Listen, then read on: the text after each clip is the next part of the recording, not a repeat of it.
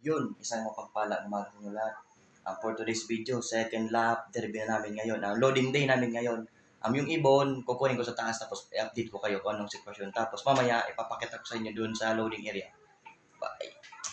Isang mapagpalang umaga sa inyo lahat. Sabado na naman, loading day. Ang second lap, derby na namin. Calamba, Laguna yung second lap derby namin ngayon. Ito yung update sa ibon. Yan, ito yung nag-iisang ibon ko na lang na naka-entry ng OB tapos YB. Napakain ko na siya tapos nabigyan ko rin ng vitamins. Pero mamaya magbibigay pa ako ng pang-loading ko sa kanya na vitamins. Yung pabaon ko sa kanya. Yan, sana pala rin tayo mapauwi pa natin to ng second lap derby. Tapos mamaya update ko kayo pag nandun ako sa loading area. Kung ilan na lang yung ibon, gano'n na lang karami yung maglo-loading. Yan, sana umuwi pa siya. Yan o, kondisyon na kondisyon yung ibon.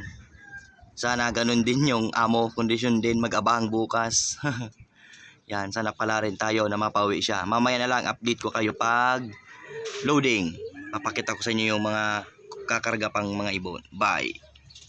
Ito na guys, nandito na sa loading area at ito na yung mga ibon. Tapos meron na nakalagay sa training box. Konti na lang yung ibon, nasa 30 pa something na lang eh. Tapos ito yung mga kalapatids natin dito sa Legazpi. Shout out pala Bres Albert, Audilop, Regel Olimpo, Mars Marasigan. Dito ko na tinatapos ang video. Bye! Thank you for watching my YouTube channel.